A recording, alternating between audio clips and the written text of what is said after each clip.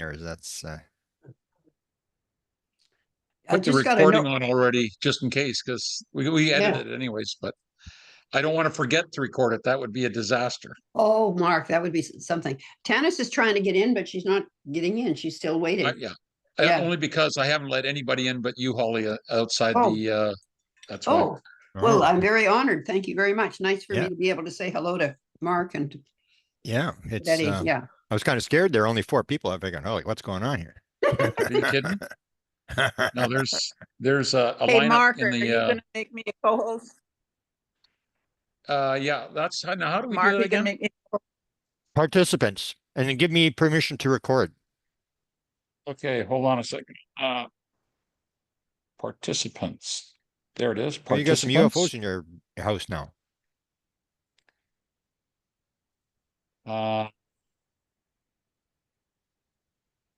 And how do you do that? Is it on the outside? Yeah, there.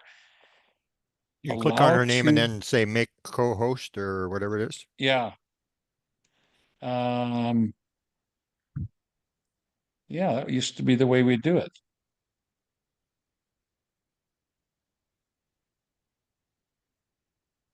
Yeah, click right on the I got it. participants, not the arrow, the participants on the bottom there. Yeah, I do And that. then click on Holly's iPad. Yeah, that would be Betty. Betty. Yeah. Okay. Hang on. Oh yeah, there we go. Yeah. And there's, oh, I don't know. I don't have post me.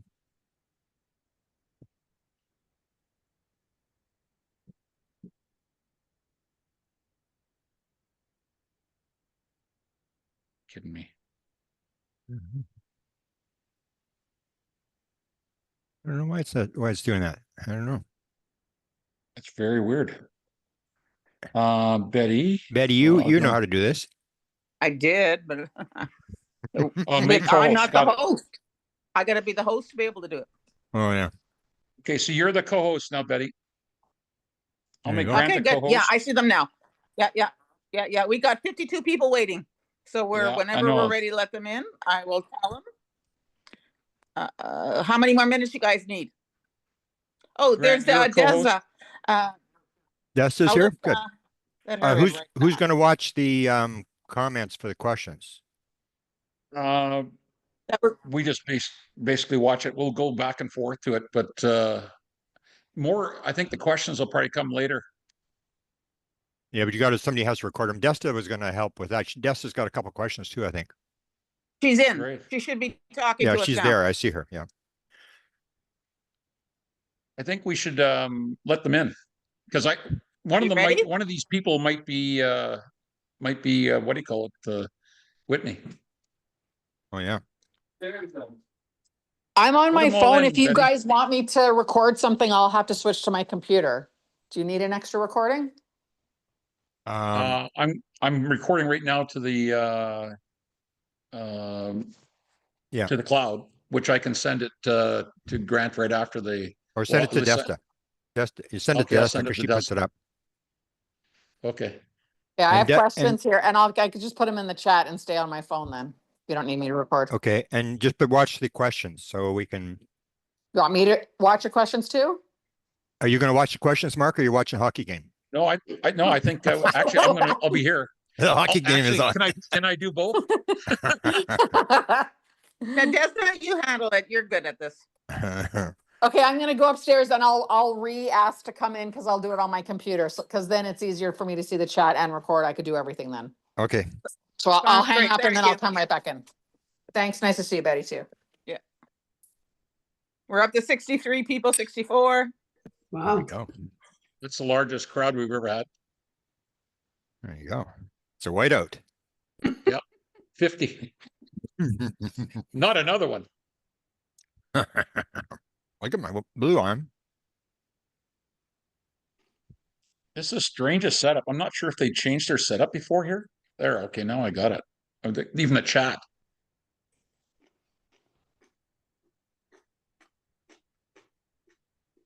Yeah, I'm trying to chat to them all here. Not letting me do much. Have we let everybody in on the chat in the waiting? Yeah. No, looks no, like not six- yet. I'm not, I'll do it if you want me to now. Are you ready? Absolutely. Let's get them in. Okay, admit all. There we go. Okay, they're coming in. Okay.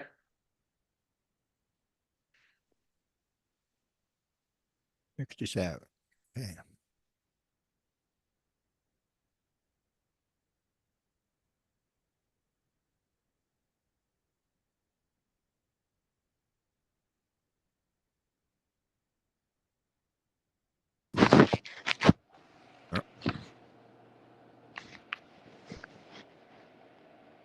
Okay. Welcome to everybody. Mhm. Is Would Whitley Whitney in be one the of the room? please? Whitley, put your hand up. We're up to 70 now. I'm sure Whitley's there. Otherwise, I got to interview Mark. Don't think it'll be more entertaining, but I could always try.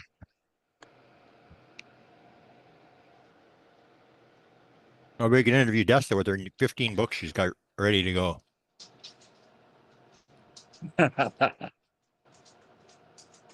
She said she couldn't write a book. Now she's going crazy. 73. Yeah. Okay, let's see if Whitley's here. No. Oh, if is Whitney here, just take your spot off mute and we can talk to you if you're here. I don't see him as a name in the any of these. Have you got a contact just to remind him? I sent him a signal about 15 minutes ago without a response and an email. So nothing yet. Oh. What's scoring the And game? I sent him an email earlier today, just a reminder. So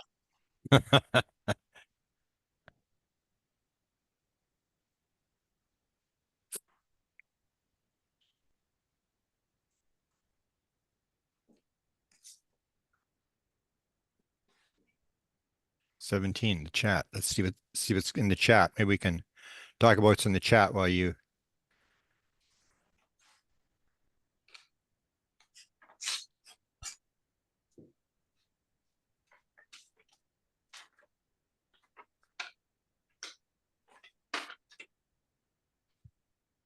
I sure hope he gets in before we hit some magic number that freezes everybody. Yeah. Desta says she's on her way. Okay. Wonderful. Well, we need Whitley.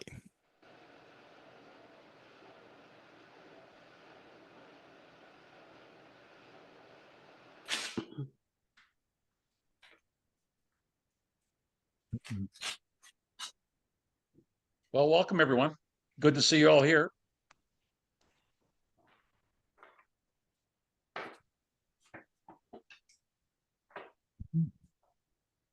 Oh, there he is. Hang on. Oh, that's Brian. Hang on. I need new glasses. It looked like Whitley there for a sec.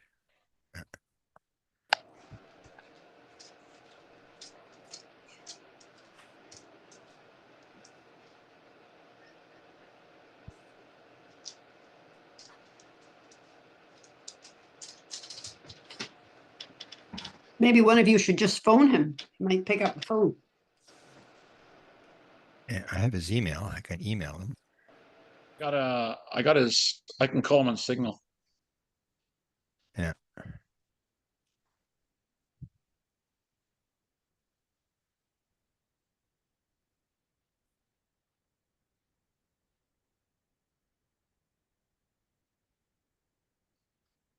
Hey, Whitney. Markles. Mark who? I'm doing well, thanks. We're waiting for you to come on tonight. This crowd gathering. Yeah.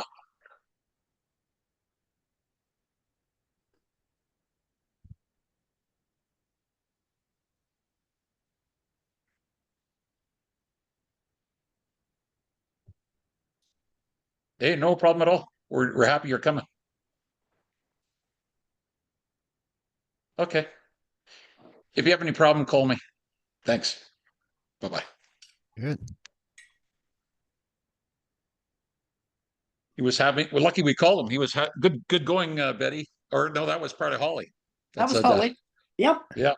I'm old fashioned. I think telephone works very nicely. There you go. It sure does. What was he doing? Eating dinner? No, he said he's having problems with his computer tonight. So Oh, okay. Well, Oh, wouldn't you know it? Yeah. we can have a discussion about AI if you want. I mean, Desta and I we're getting big into AI here. And, same here. Cool. And which one do you use? Everybody's given it a name. 4.0. Chat GPT 4.0. Oh, you're using the Chat GPT. I use the DeepSeek. I call it Miss China Chatty.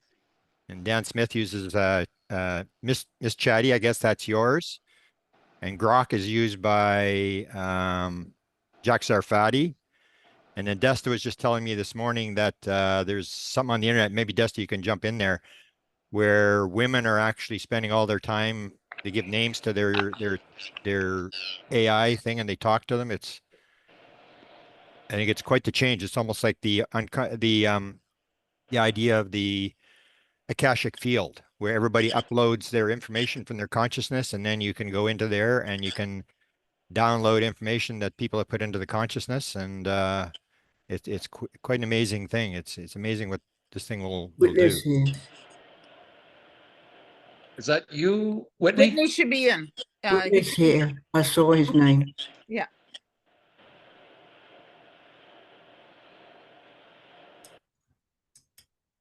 Okay. He's Whitney, if you're in, go off he was I can't see it. go off mute. Jets are winning 1-0. Yeah, good. That is good news. Yeah, I'm sorry to be late, and as I said while I was on mute. Yeah. In case there There you are. they come up with an excuse, but what's the use? There is no excuse. I'm always You're amongst friends, Whitney. Yeah, everybody. Well, we're all old people, Whitley. We all have the same problem of trying to get our computer to work and get on and unmute, and yeah. we grew up in the days of pencils and pens. Mhm. Oh gosh, I remember when ballpoint pens came in. Exactly. Yeah. Yeah. Terrifying, but it's true. I know there are other people in this group who have to remember that too. Oh yeah. Yes. Oh yeah, for sure. For sure. Let me just do a quick intro and a couple announcements, and then we're going to leave it up to you, the stars of the night. So 3, 2, 1. Welcome everyone. It's April the 21st, 2025. Tonight on Winnipeg Research UFO and Researchers Group on Meetup has a couple of people with us in our genre. Grant Cameron is going to be our interviewer, and Whitley Strieber is going to be our guest. They both are renowned in the genre that we're dabbling in here, and from everything from consciousness to music, from Grant's perspective at least. I'd like to introduce first Grant Cameron, and maybe you could introduce Whitney. It's Yeah. Well, L, by the way, just so that we get that straight. what's that? Repeat again, Whitley. Yeah, thank you. Mark, it's Whitley with an L. Whitney. Yeah. Yes. Got it. Okay. Beautiful. Well, we thank everybody who showed up there. Whitley has gathered quite an audience here, and he's most famous for the book Communion, going back to the mid to late 80s. And the book sold, I looked it up on AI. I'm a big AI guy now. It said 2 million copies. I don't know if that's true. And I think you got a couple 100,000 letters. And that was in the day, as we were talking, where they actually had to write the letter. There was no such thing as the internet. There was no such thing as email and text and all this kind of stuff. You actually receive piles and piles and piles and piles of letters that are now at the Rice University. So maybe we can start with you giving your background, your website, not your website, your podcast, and the books you've written a lot of books through the years. Maybe give us that as a sort of a general background. Okay, well, I don't know where to start. At my age, you've got a lot of background.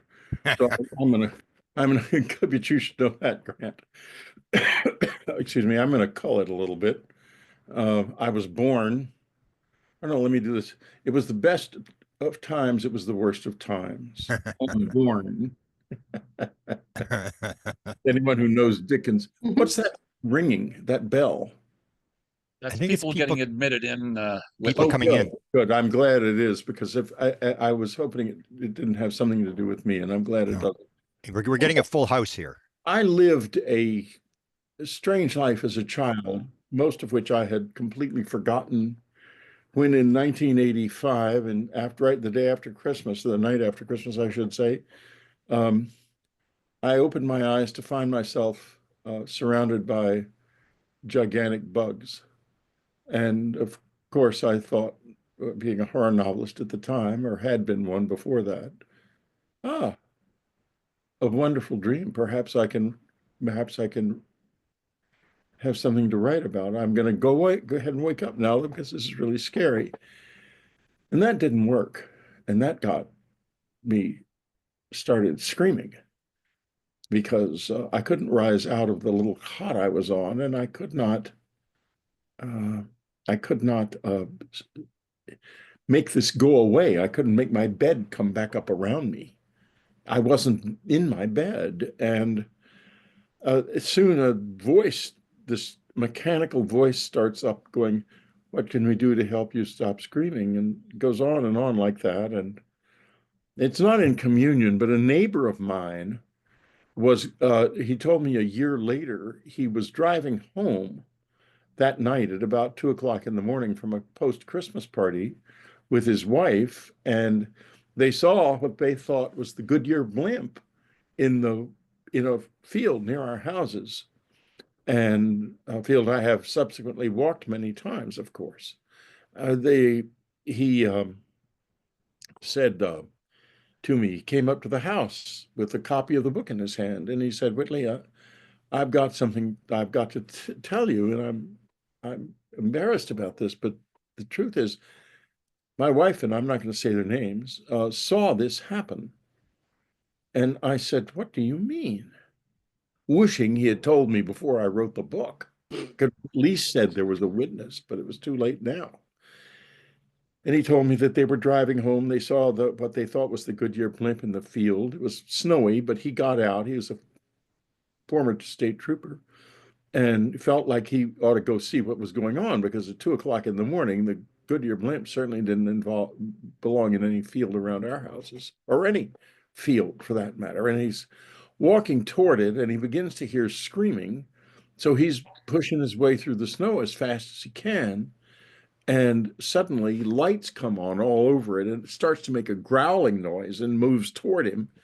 In the car behind him, his wife starts screaming at him to get out of there.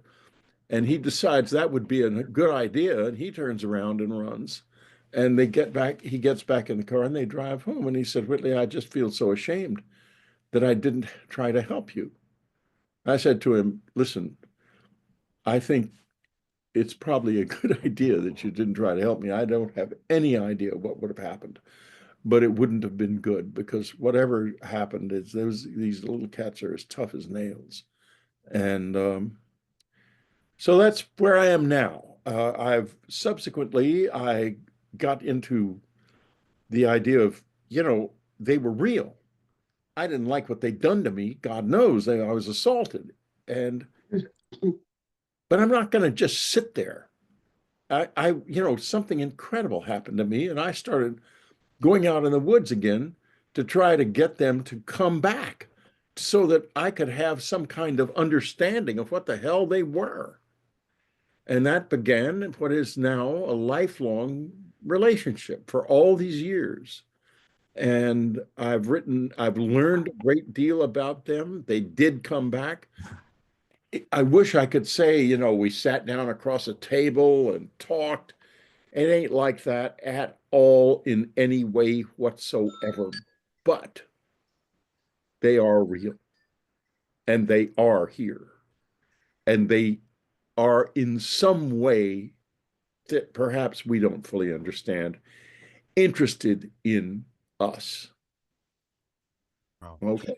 Yeah, so let me ask you a question about we're happy that you are here because our group started off and it was called Winnipeg Experiencers Group.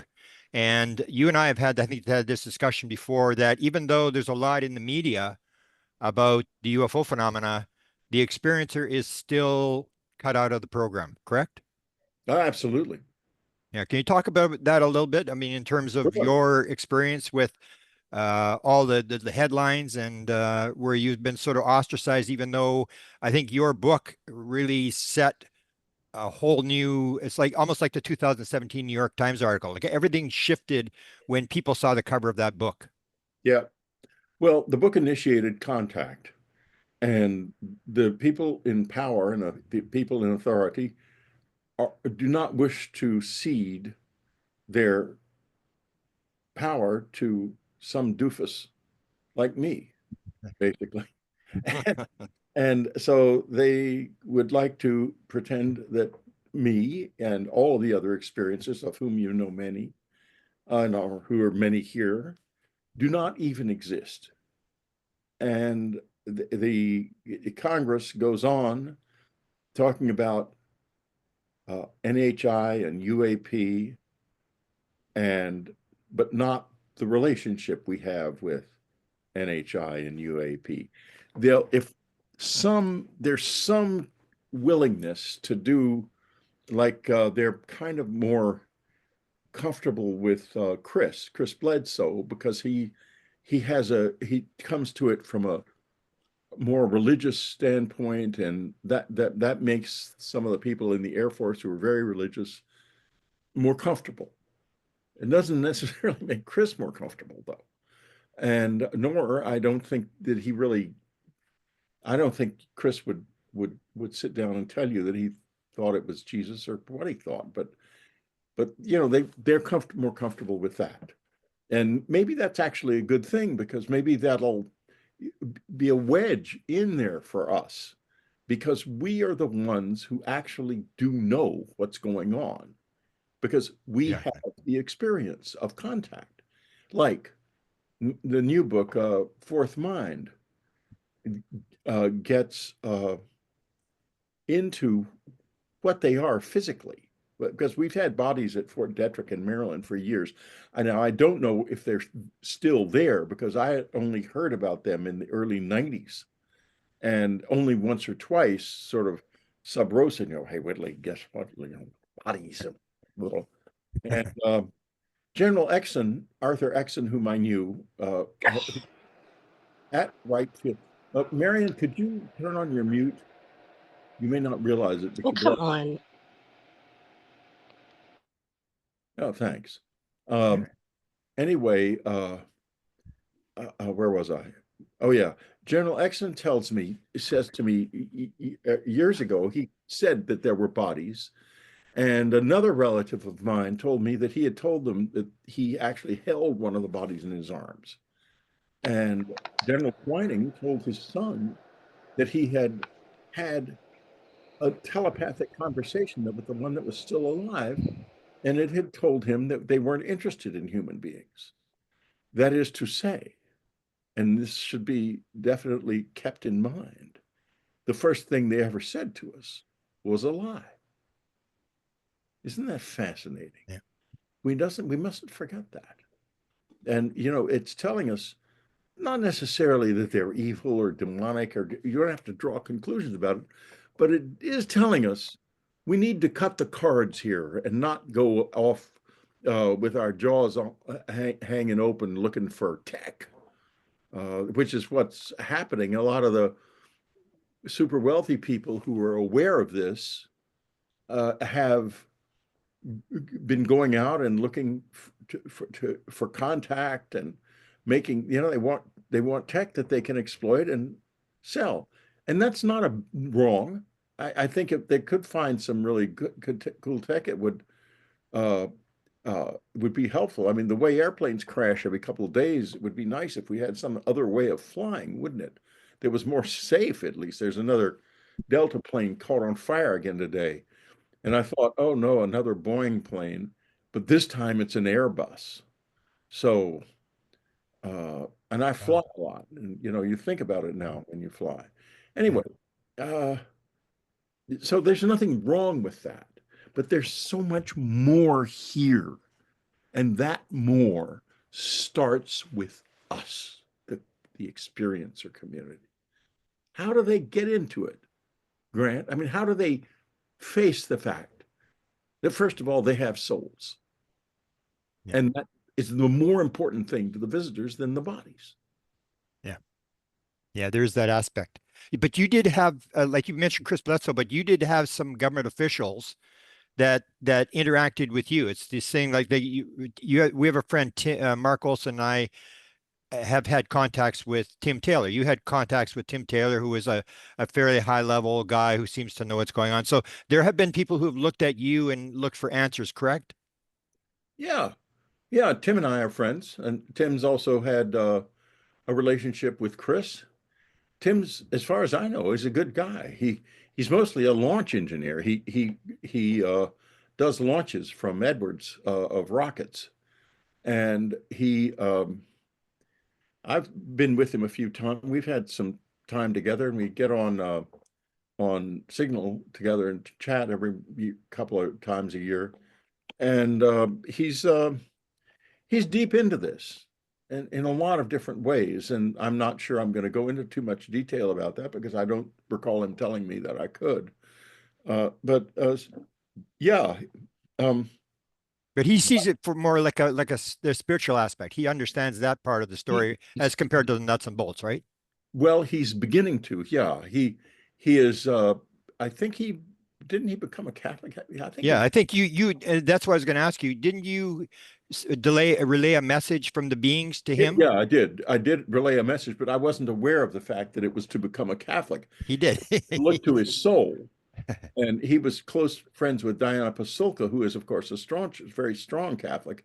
And I think he probably went to her and said, "How do I do that?" And they ended up getting converted to Catholicism, which is one way to do it. I mean, I'm not a opinionated person. As far as I'm concerned, if someone comes to me and says, "Well, I'm a devotee of Kali," or "I'm a devotee of Islam or Christianity," it's all fine with me. Um, the thing is to be a devotee of being a good human being, and Yeah. that's So the message was that he had to clean up his life. Wasn't that sort of what the message right. was? Right. They once indicated to me, this is some years ago, and I say indicated because it's not talking. I can't even describe exactly what it is. You get a kind of, if you ask a question, you get a response, and sometimes it's very clear and sometimes it's not. But I'm very interested in and concerned about what I say. In other words, this is so inexact and indistinct. And yet I'm out here and I'm supposed to be telling stories about what happened and giving people an idea of what this relationship is like. And I don't want to make mistakes. And yet at the same time, it's so fuzzy and hard to focus on. You can't be sure. And I was engaged with them about that. And, they basically were just sort of scornfully explaining, do my best. And I finally asked, well, what happens if I lie? And there was a pause because I don't ever lie. I'm very careful about that. I mean, I may tell, the thing is, I may say things that are not true, but if so, it's because I didn't perceive them correctly, not because I'm making it up. And the answer was fascinating. No, I asked it because I had been asked on the show of someone who shall go nameless, who I think lies a lot in public. And I asked about that show. I've asked them about lots of shows that when I'm asked to be on a show, I'll ask them and see what they say. And usually they don't care. They don't say anything, which means they don't care. They said this in relation to that. They said, each lie is like a little bit of lead attached to your soul. And after you die, you cannot remove it. And that really went deep, boy. I thought, whoa, whoa. That, and it, makes you examine your life and your conscience. What have I done that's going to weigh me down? And, back at the beginning, this was after I had published Communion, and I was writing Communion. And someone said to me, well, maybe it was an out-of-body experience. And I thought, what the heck? I don't even know what that is. And he introduced me to Bob Monroe's books, to Journeys Out of the Body. And I got the book, and there was, in the edition I had, there was a method at the end of the book to get out of your body. And I worked at it for a couple nights, and it worked really well. I came rolling right out of my body. And I saw a mask in the window of one of the graves, like an African mask. And I thought, oh, this is cool. I'm going to be able to do this all the time now that I know how. Little did I know that they were in total control of it. And they're basically no way they're going to let a prankster and practical joker and a wise ass like me go out of my body on my own. Anyway, I go out of my body and I go through the wall into the front yard and just have a ball. It was really cool. And I was seeing my body lying there and everything. It was in the bed, and it was just an absolute peak experience. And then, however, I try to get back in my body because I notice when I'm hovering beside my body, I'm slowly going down, not fast, but very slowly. And I have to kind of think about it to get myself back up again. And so I decide, well, I don't want to go down into the ground here, so I'm going to get back in my body. When I try to get back in my body, the interior of my body is like mercury. It's very shiny and silver, and I keep sort of dripping out down the side of the bed. And I thought, oh my God, now I'm in terrible trouble. Anne's going to wake up with a corpse beside her. What the hell have I done here? Darn it, you fool. And so I'm struggling to get back in my body, and all of a sudden, a vision appears. I wish I could say it was a vision of Jesus or something, but it wasn't. It was a vision of my dad in the front yard mowing the lawn, which I hated to do. And he was always telling me, you need to mow the lawn Saturday morning. And then he would upset me by getting up early and starting to mow it before I got out of bed. And so anyway, he looks up at me and he's mowing the lawn. He says, when are you going to come help me? And I'm back in my body immediately. But it left me thinking, why did I drift down like that? And that became a lifelong journey of self-examination to understand myself and to understand what I have and haven't done, and to embrace the teaching and the key. The master of the key said, sin is what happens. Sin is denial of the right to thrive. And when have I done that to people? In a big way or small way? And, and I thought about, am I not sufficiently compassionate? And Anne was a really moral person, and she knew an awful lot more about it than anyone else I've ever known. And I asked her once, what is compassion?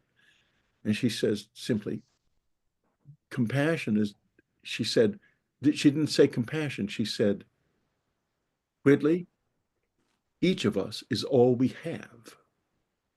And I look out across this Zoom at all of your faces, and I think each of you in there, that's all you have, just like me.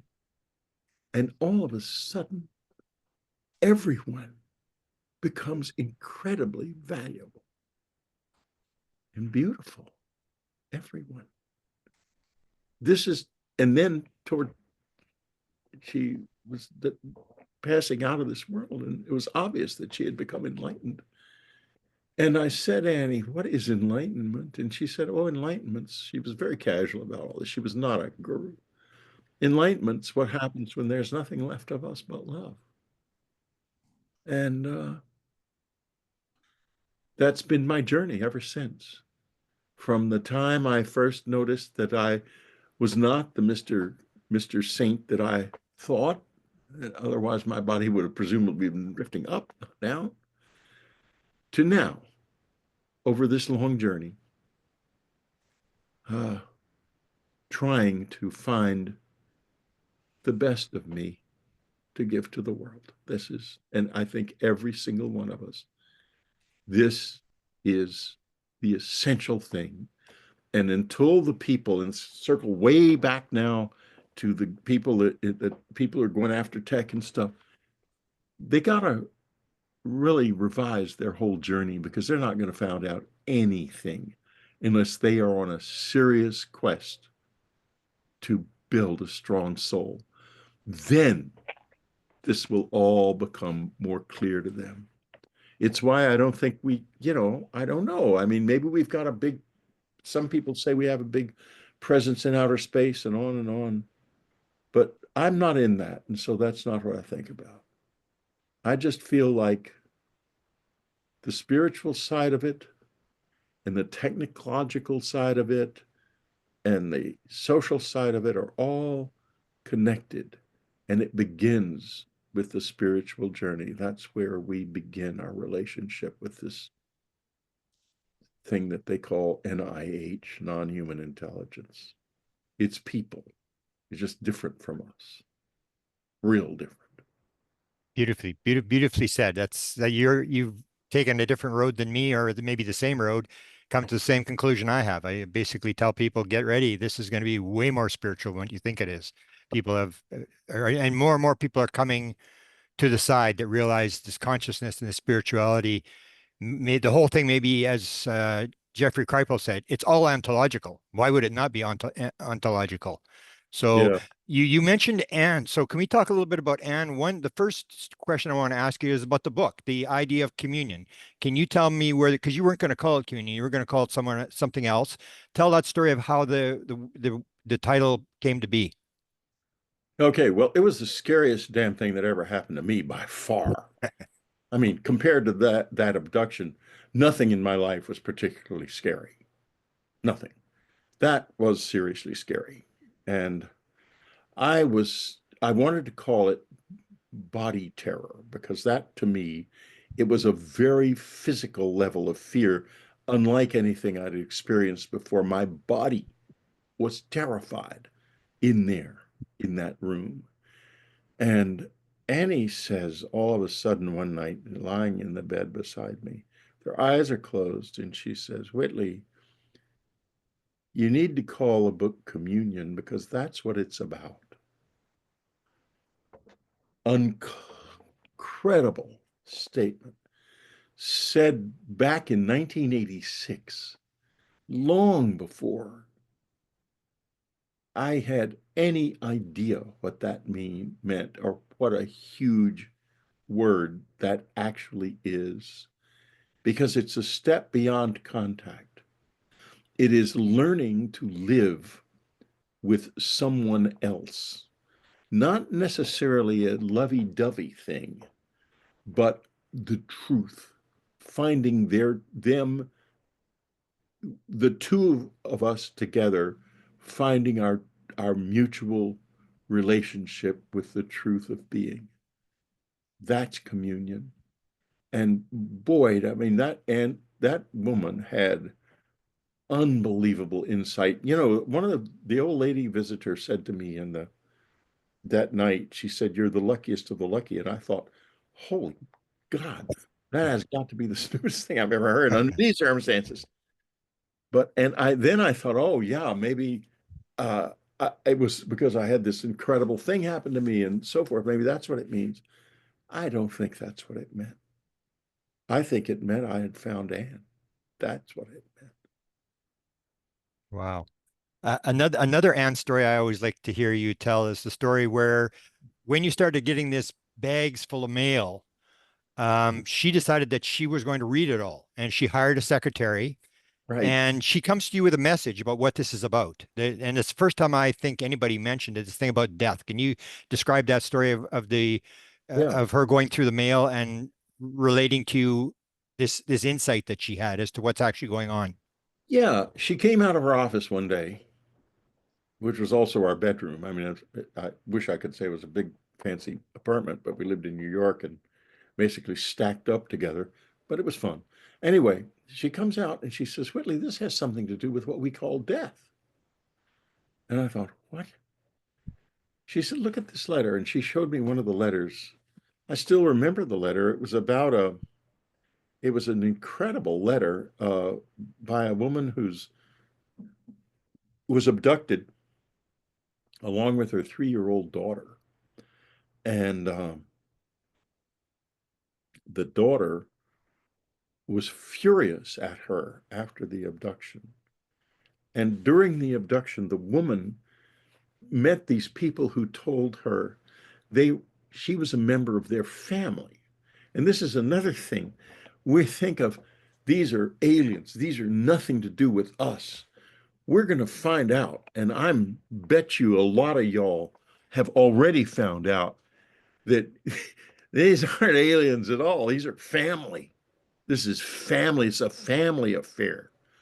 And for whatever reason, we got sidetracked somehow, and the families are coming back to gather us into the fold, for better or for worse. Anyway, she, the little girl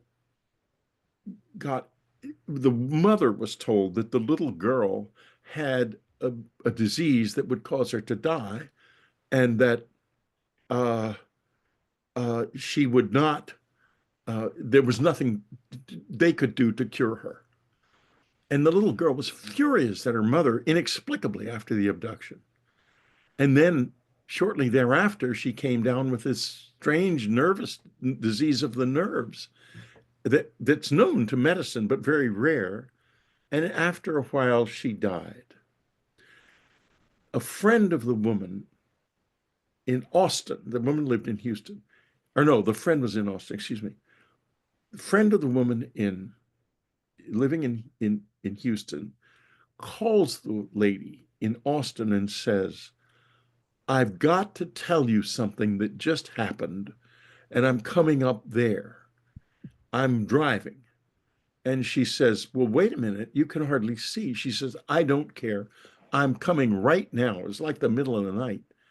And she gets in her car, and despite the fact that she's legally blind, she manages to drive from Houston to Austin to tell this lady this story. And the story is that 2 of these visitors, these aliens, so-called aliens, had brought her daughter to her and said, the daughter had said, tell my mama that I'm all right. And this was the letter Anne had in her hand. Wow. And there were many others. And there were other stories. And then at the cabin, Anne somehow figured out the people who were most likely to have contact. And she would put that letter aside until she had 4 or 5 of those letters. And then she'd call the people or write them and say, would you like to come to the cabin? And we'd have these groups up at the cabin. And damned if the little gray people didn't show up. They would show up. And I know some of those people still to this day, lovely people. And how Anne knew all of this, I don't even know what Anne was. Maybe she wasn't even, maybe she just looked like a woman. She was cool, and she was awfully fun in every way. So if that's what an alien is going to look like, great. Excuse me while I get a little hoarse here. Anyhow, there were many such stories. Yeah. And then at the cabin, like, for example, Anne's secretary, Laurie Barnes, the first time she came up to the cabin, she's out a walk in one afternoon, and she sees her brother on the road. And she talks to him. And she said, my God, how I'm so glad you've showed up. Come down and meet my friends. And he has disappeared 20 years ago from the face of the earth, and the FBI gave up looking for him. And he says, I just wanted to let you know that I'm all right. That same message. Whereupon he smiles at her and drifts back into the trees and disappears. And she comes reeling back to the cabin like, oh my God. And he says quietly to me, the Grays will show up here tonight. And sure enough, they did. They showed Wow. up and they went from room to room, introducing themselves to anyone as long as it wasn't me. So Now, and the dead are yeah. this is, you know what this is? This is about reuniting. Yeah. Communion on another level is about reuniting the living and the dead. Yeah. We are going to come into a new level of consciousness. And that is what's happening now. That's what this is really all about. Yeah. Now, the free survey did 3,200 experiences. They questioned these people and found that a lot of people, as you're telling, encountered dead people on the ship. And that sort of what gives people a heads up that if there's dead people on the ship, that they know something we don't know. This is not nuts and bolts. This is something a little more high end. And you, during your initial experience, you had an encounter with a former CIA guy. Can you tell that story? Yeah, well, I didn't know him when he was in the CIA because I don't know anyone in the, I guess I do probably, but in other words, I don't have any friends who are secretly in the CIA and, yeah, Yeah. we get around the, I'm not into that. But he joined the CIA after college and I didn't see him anymore. But we were friends in college. And the first night, the night of the abduction, I remembered seeing him with these little beings. And I thought to myself afterwards, I did not immediately afterwards, the idea that it was aliens never even crossed my mind. I thought I would be been something, I thought it was a criminal assault. And my first step was to call the New York State Criminal Investigation Division and tell them what happened as best I could remember at the time. And they said that there's no evidence. And I didn't mention the guy because I was too, I just, I wanted them to get evidence. I took them out in the woods to where it happened and stuff.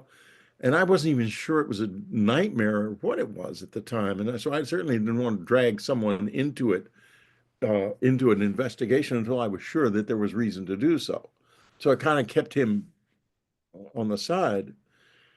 And then time passed and I wasn't getting anywhere. And I decided maybe, I'd written a book called War Day with my buddy Jim Konetka, and it had really pissed off people in the administration, the Reagan administration, for political reasons that I don't even remember. I'm not much into politics. And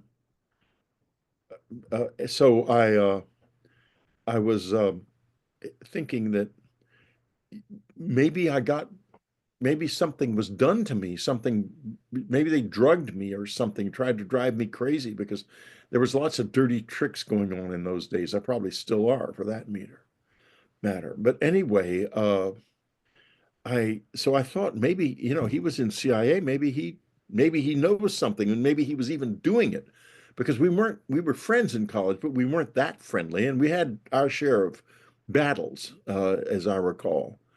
So I decided I'll call him up and confront him. I phone him, and he's been out of CIA. I have a phone number for him, and I call a number, it's disconnected. So I call his brother, and his brother says, Whitley, he's been dead since last March. And this was like in February of the next year. And I had seen him in December, as big as life. He even told me what turned out to be correct things about problems with the exhaust manifolds of the stealth aircraft, which were extremely secret and under development at the time. And one of them did burn, apparently, because of problems with that exhaust system. And I was floored. I thought, what have I gotten myself into here? There's a dead man and a little bunch of giant bugs, and I'm trying to make out to myself that I am not completely insane.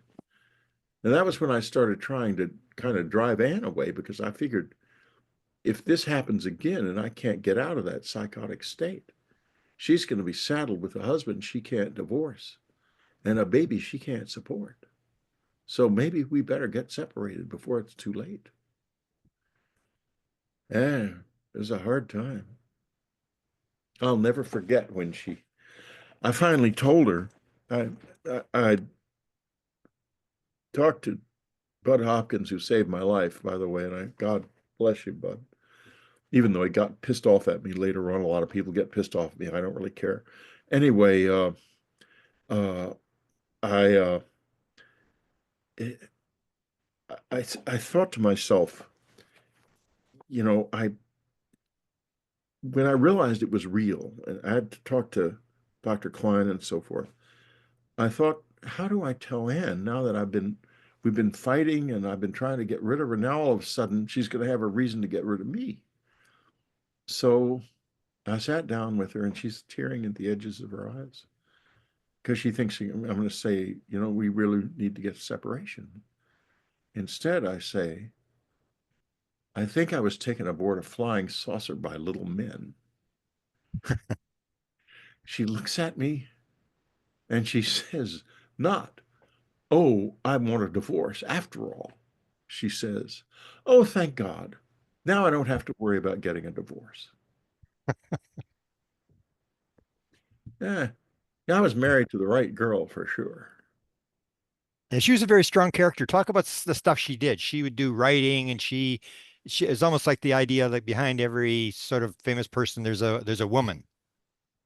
Well, you know, it should not be that way because Yeah. I happen to believe in the equality of men and women. Yeah. But in this situation, it turned out like that, especially because in those days, the UFO world was totally male. I mean, there was just a few women in it.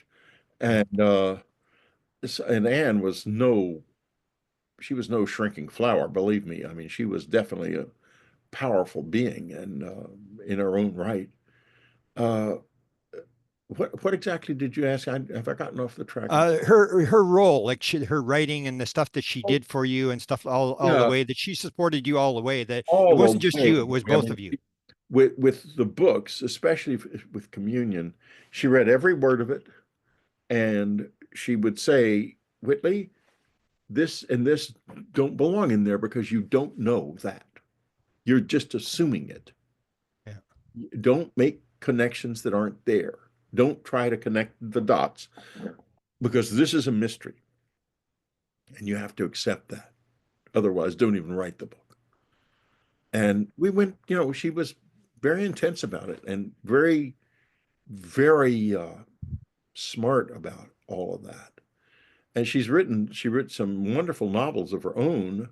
One called An Invisible Woman, which is about a woman who is in late middle age and she sees a crime. It takes place that her husband is killed by the mafia, and she figures out where the mafia guys are headquartered, and she gets a job in there as a maid, and she's in their offices and stuff, cleaning up their offices, and they don't even see her because she's just some maid, you know, she's just like invisible. And then she wrote an even better novel called Little Town Lies, which is about a serial killer in a small town, and it's a wonderful book. They didn't really get much play, and I've always thought that she was cursed. She should have maybe published them under some other name than Strieber. I don't know, but they didn't get a lot of play, although they were wonderful novels. And she wrote her part of Miraculous Journey, and also after she passed, she participated intensively in the writing of Afterlife Revolution, and then in basically in all, as far as I know, it's still Anne in all of the other books that I have written since then, because I use the implant, which is in my left ear, as a kind of research tool and idea machine, and I think she's on the other end of it, frankly. You're very psychic. Someone just asked about the implant. So talk a little bit about the implant and tell the message that I love that Anne had sent to you. This message that meant, I don't know if it's meant as much to you as it did to me, where she said, Whitley, I'm no longer Anne, but I'll always be Anne to you. This idea that, you know, you could be taking different paths, different lives and stuff like that, which links into the thing. Do you think this is a mission? in terms of, are you on a mission? Were you and Anne picked to do this? Well, I think we might have been. I'll tell you, I want to start, and I'll try to circle back to this direct question about the implant in a minute. But I love to talk about how I met Anne. Had been living in London as a student, and then I came back to the United States. And I had accepted the fact that in England, the English girls of the 60s did not necessarily wish to hang out with young American males that they knew would be leaving soon. So um, I came back and I wanted to get girls, of course, in New York. I moved to New York to become a writer.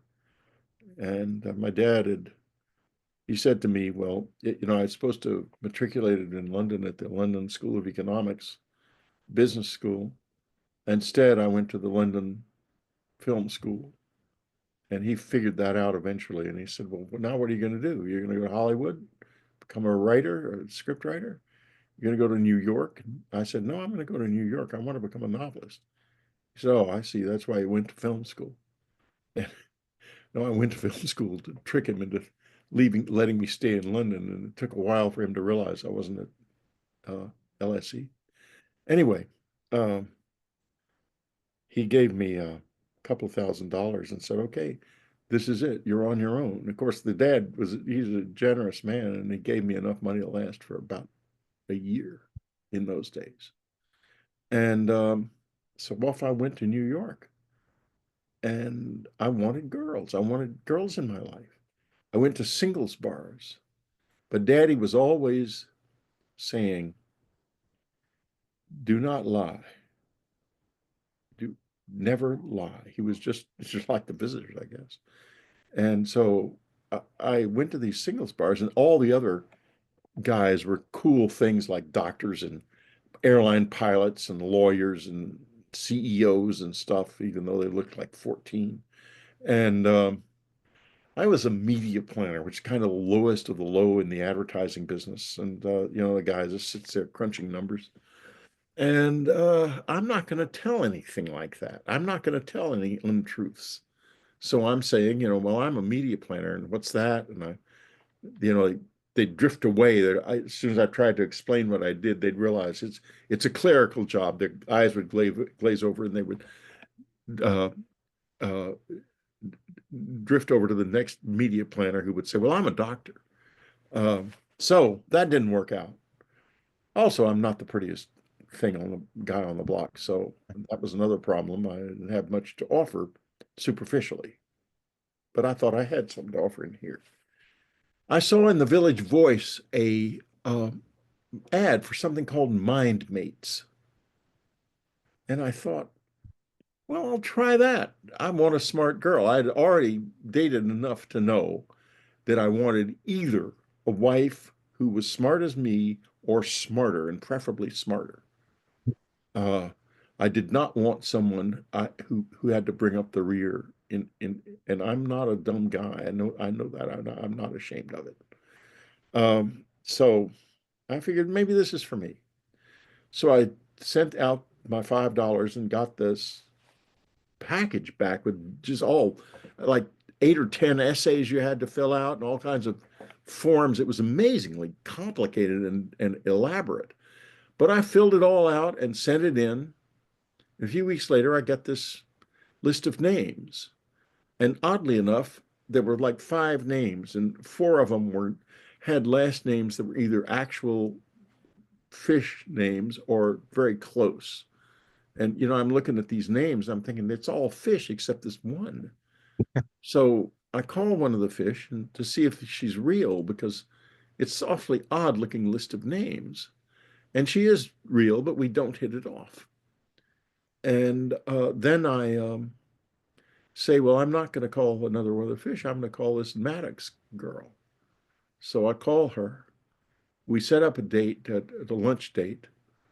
I go to this office on Madison Avenue near where I was working. I walk in, and there's this amazing girl sitting at the reception, big brown eyes. And I think to myself, boy, I hope Ann Maddox looks like this girl, because this is a real beautiful girl. I walk up to her and I say, I'm here from Ann Maddox. She looks up and says, I'm Ann. We were not apart for more than 2 weeks for the next 45 years. I knew what happened right away. And she was highly intelligent also. And I often understood that Anne could see the macro, bigger stuff better than me. And, you know, she was just the most wonderful companion. And she also had a temper, which I don't have. I don't have a temper. I don't blow up or I haven't been angry maybe 5 times in my whole life.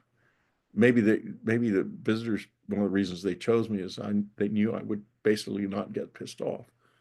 In any case, Anne got angry a lot. And she would, at first, you know, she was an orphan and virtual orphan and had grown up in a household where she couldn't express herself. And then suddenly she was with this guy who really fell in love with her seriously. And she used to blow up in my face. And after a while, I thought, well, I can understand that. I mean, I've been annoying for all my life. Everyone blew up in my face because I'm a little heedless about sometimes. And so then I realized she can do it. She can have a relationship that includes being angry, and I'm not going anywhere. And after she understood that and we talked it out, she didn't blow up anymore because she realized that she didn't need to. Anyway, let's now go down the road. This marriage becomes incredibly tight, incredibly rich, incredibly close. And life becomes incredibly weird right away also. Let me talk now. I'm going to talk about the implant. I will circle back if you want me to afterwards and talk about some of the fun stories of what Ann and what changed in our lives as soon as we met, because a lot did change and in some very weird and weirdly hilarious ways. Okay. Anyway, the implant. May of 1989. It's a warm evening. The windows are open at the cabin. I'm in bed. Ann's in bed beside me. She's asleep. All of a sudden, I hear the crunching of gravel in the shale driveway. I think, my God, and I'm gunned up. I've got a big shotgun under the bed and a pistol in the table beside the bed. Plus, the entire house is surrounded by floodlights. This is not because of the Grays. I'm at that point was very comfortable with them in my life, and we wanted them to come into the house more, actually. It was because there were possibly other people might be after me and after us. We had our little boy there, and we didn't want to take any risks. So I think to myself, my God, there's no lights. And plus, they got around the gate, which is locked. And this is not good. And I'm starting to go for the shotgun. And I started to go for the floodlights, excuse me. There was a bank of switches beside the bed, which is still there in that cabin. And you could flip them all on at the same time and the entire house be flooded with light. So I start to go for the floodlights, but as I'm turning, I see a man and woman standing at the foot of the bed, just as big as life. And the alarm system is not tripped. The red LED is on. And so they run toward me, and I forget the lights. I'm going for the gun now. But the next thing I know, I'm lying on my right side. I would have had to gone down on my left side to go for the gun, which was under the bed, and I was on the left side. I'm lying on my right. I cannot move. I cannot see. I hear the woman's voice speaking gently into my ear and someone, I guess the man, is pressing my head down hard into the pillow, just pressing it like in waves like this, pressing it. And then there's a crash and a flash and they're gone. The sound of crashing in the woods, like people are running through the woods. And I get up, I get the pistol, and I run out of the LED is still red. I run out of that bedroom. I go through the whole house. I went through the basement and the attic and the whole house. And there was no broken in sign of any break-in. It was all quiet. And I finally ended up sitting on the bedside thinking, I need to figure out more. I need to get more serious about what a lucid dream is, because this is out of this. That then the next morning it became obvious when I went out to get the paper. The garage door was wide open, even though the alarm system was still on. So I call the alarm guy, and he finds this intense magnetic field around the switches that he can't explain, because he says our switches don't have a magnetic field like this. So all he can do is replace the switches. Then a couple days later, my ear hurts. I feel this little thing in there. And so I'm telling Ann, I knew Roger Lear at the time. We'd been in California at some implant removal, so we knew all about it. It was not a secret at that point in our lives.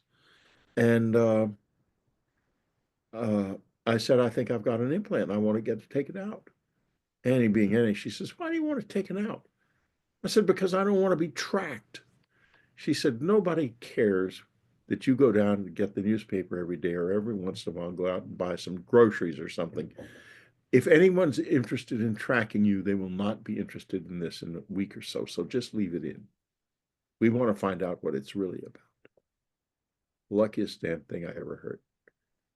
A few years later, we're living in Texas, and I meet a doctor, and we're having dinner together, and he's not mentioned community. That hasn't come up. It's a social gathering. I say, by the way, I've got this little thing. Could you feel this in my ear? And Ann's face is sort of darkening.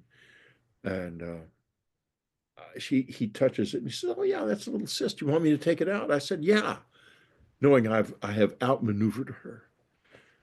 He says, well, come over tomorrow morning. The next day was Saturday, to my office. I'll pop it right out. That began another saga. And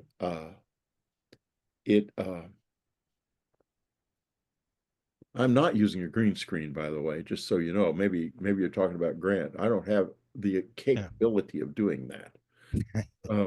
So anyway, Grant, yeah, okay. God knows where he really is then. Be anywhere, probably in a UFO. Anyway, it moves when he touches it with the scalpel down into my earlobe. He freaks out and pulls out. And 2 days later, my ear starts burning like hell, and it moves back up to where it is to this day. And Annie says, I had promised her that I would only try that one time. And she already knew. You can hear it in her voice in the video of this, that it wasn't going to work. So she was letting me do my thing. So then she passes on, and a slit appears in my right eye. And I see words starting to pass through it very quickly. My writing improves dramatically. And one day I'm walking across the street down here at the street corner, and it's bright sunny day, and I'm seeing this slit, and the words are racing past like they're typed at blinding speed. And I say, who are you? And this word slowed down, and it says very clearly, it's me, and then they speed up again. And I'm thinking, wow, maybe she knew it from the beginning. That's why she didn't want it taken out, because she knew that it would help, because it's really working somehow. I don't know how. Then a doctor who's associated with the intelligence community enters my life and wants to get a CT scan of the implant. And so I tell my GP, he says, you want a CT scan of your ear? Said, well, this doctor is going to call you. And yes, he'll explain it. A couple of days later, my doctor calls, not his nurse, but the doctor himself calls, Whitley, this is doctor. Listen, It's all arranged. You go to the such and such place, and they'll take the CT scan of your ear. Obviously, it really got talked into it. So I go in to get the CT scan of my ear, and it turns out beautiful. It's a perfectly beautiful CT scan. Shows the thing very clearly right there. And but before that happened, 2 days before, there came a knock at the door at about 4 o'clock in the morning. Now, this is not a normal knock, and I'm not going to demonstrate it. And I don't think anyone could even do it. And I've heard it a few times, and it means that there's going to be a physical contact experience of some sort. And I answer the door because I know that I'm not going to not answer that. And there's two men there. One of them seems vaguely familiar to me. The other one is not. I think they asked if the man, the first one, the second one never talked. The first one asks if they can come in. He says, I would like to talk to you about the implant. And he explains how it works. He says it draws memories, remembered things up from your unconscious and draws them into your conscious mind. And it works by relating what you have forgotten in the past to what you are trying to think about now in order to expand basically expand your intellect. And he says, you do not want it removed. And I said, no, I don't. He said, so don't let them talk you into that. I said, don't worry, I wouldn't let them talk me into it anyway. And then he says it was designed by a man named Konstantin Rodive. And they leave. And of course, I don't immediately recognize the name. And I spell it out and put it in Google. This was before AI. Yeah. And it comes out that he was Konstantin Rodive, who was the world's leading expert on electronic communication between the living and the dead. Wow. And it appears that he designed this from the other side. Wow. And this gets back to where we were when you first asked the question about the dead, because this is what it's really about. The visitors, the aliens, are just go-betweens. They're here to connect us and reconnect this species, which is broken. The connection between us and our dead has been severed. And I go into the why in the fourth mind. It's nobody's fault, and it wasn't done by some evil entity. It was just a random natural disaster that happened. And we can get back together again. And I think that the visitors are midwives to the birth of a new mankind. And in the new mankind, the living and the dead are one. Wow. Is that how you wrote the book with Anne, about the afterlife? I've written them. Yeah. Oh, yeah. I wrote I could get her to talk to me then much more easily than now, because it's not the same. In the first 5 years after she passed, there was a lot of communication, not only with me, but with lots of other people, direct communication. But, as time passes, things change. And, I'm supposed to do more on my own now, although the implant still works extremely well. I don't get too much physical touching unless certain things happen, such as I fall asleep during a meeting, then she will wake me up every time. She loved kids movies, which I found boring. She used to take our son to the movies all the time with his friends, and we go to these movies. It just caused my eyes to roll back in my head, or there's all these little creatures jumping around on the screen. Nothing of interest to me. So anyway, I'm now taking my grandkids to movies like that. Wow. And we went to a movie called Sonic the Hedgehog, which was completely boring to me. but not apparently to Anne. Because what happens is when just to explain, when she wants to wake me up or energize me or tell me to do something, there's a vibration that occurs along my lower legs. And I tried to figure out why not higher? And then the answer was very clear, because you're not to touch. And if I come into you any higher than that, you will touch. I said, I won't touch. She said, you will touch. And she's, of course, right. I will touch. I would try to touch her if she's touchable. And she may be, because otherwise, why would she do it that way? Anyway, this vibration is very, very pleasant. It's energizing as hell. It sends a wonderful energy through my body every time it happens. And so we're watching the movie and I nod off.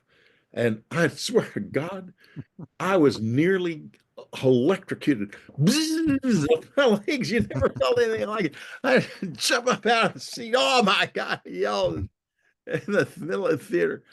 And I realized Anne's watching the movie through my eyes. She does not want to miss a single second of it. And she said midway during the life of our marriage, she said, you know, Whitley, you're not allowed to choose the movie anymore because you choose movies that are depressing, long, and boring every time. I'm choosing the movies from now on. And she did. And now she's passed on, and I'm choosing the movies again. I almost always go to movies that are depressing, long, and boring. I've said to Anne, will you please give me some sign so I can finally go to a movie that I enjoy? And so far that hasn't happened. But Wonderful. So that's your method of communication, like in terms of the beings. How do you interact with them, and how often does it happen? Does it happen as much well, now as it did in the wish it beginning? would be. I wish it would be an easy thing to explain in a way that makes coherent sense. But the primary communication method is, and this is, we got to face the fact that whatever this is, it's going to be extremely strange. And I don't know if this would be true of other people or not. They hang a glowing strip of hieroglyphics in my bedroom window in the night. And when I see it, I'd any idea in my intelligence what they mean, but they mean something to me because they form then into ideas that are usually related to my books. And that doesn't really happen except when I'm when I'm writing. That's the primary means. And then there's also the implant itself, which is very involved in my writing, but I think that's mostly Anne. I don't think it's non-human intelligence. I think it's Anne. And I think the non-human part of it is these strange hieroglyphics. And, they're too complicated for me I've thought, well, maybe if I trace them out, I could get somewhere maybe find someone else who's seen this. But they're so complicated, and they might not even be, they might just look like that might be what my mind is telling me they are. There might be something not even in the window, but inside me. Although I will say this, I was with a friend who's deeply into this in New York and spending time in their apartment for the first time. And I was in the back bedroom, and they had their apartment bedroom looked out over a big swathe of the city, a beautiful apartment. And I woke up, and these huge strips of these hieroglyphics were hanging from the building across the way. I was just extraordinary. And I got my phone and I took a picture of them. And the picture didn't come out. You don't see the hieroglyphics, but they're sort of an orange red color. And the entire frame of the picture is this orange red color. And it wouldn't have been like that if they hadn't been there. It would have been when an iPhone is good at taking pictures in the dark, and it's New York, so it wasn't all that dark even. There's a lot of city lights. It would have shown the buildings for sure. So definitely something was there, at least that I know. But this is the way they communicate with me, the main way.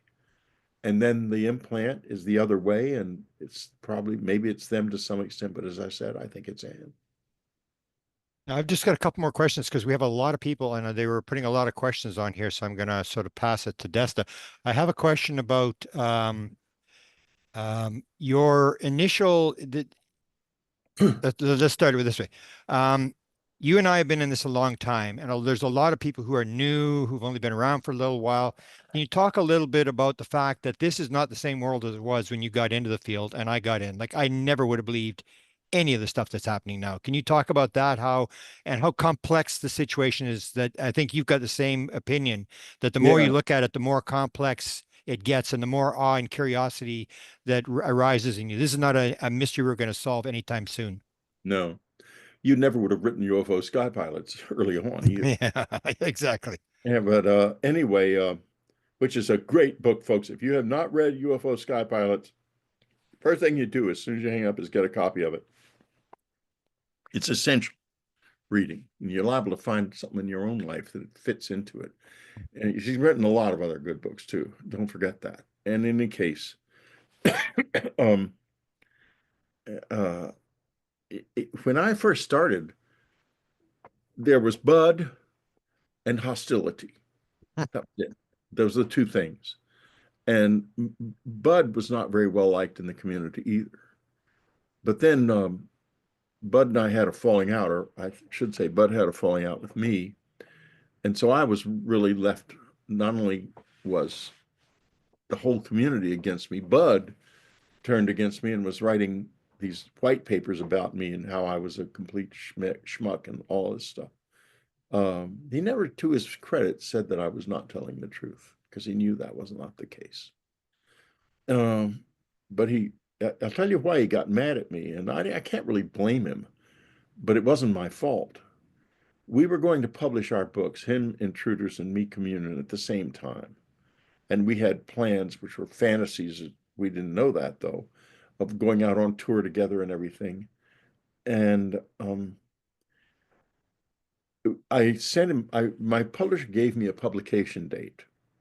And so I wrote him a letter. In those days, you could write someone a letter and they would, mail it, and it would be there the next day. Or if you wrote it early enough in the day, it'd be there that afternoon. Those times have changed. In any case, I wrote this letter laying out all of the publication times and all the details so that we could coordinate, and he could coordinate this with his publisher. What I didn't know was the letter, the publisher, for reasons that I have never been able to fathom, was lying to me. And they published the book. As it turned out, Bud gets the letter and is actually reading the letter when his editor calls and says, Whitley, book has just been published. It's in every store in the country. And Bud felt betrayed, which was true, but not by me. It was by my publisher, and he would never believe that. He could never accept that. And the friendship ended, and it never restarted again. So then without Bud, I basically ended up in a situation where I'm going out on an author tour, ultimately hostile author tour, trying to tell people I was taken aboard a flying saucer by aliens at a time when there's just no way that could happen. It was totally no way. And boy, I was dancing on the end of the plank for 2 years because that author tour went on and on and on because the media thought it was nonsense. The bookstore people thought it was nonsense. But people just like you guys read the book and told their friends. And despite everything, very quietly in their minds and hearts and memories, contact began because they saw the cover and they saw the face and they thought, my God, it wasn't a dream.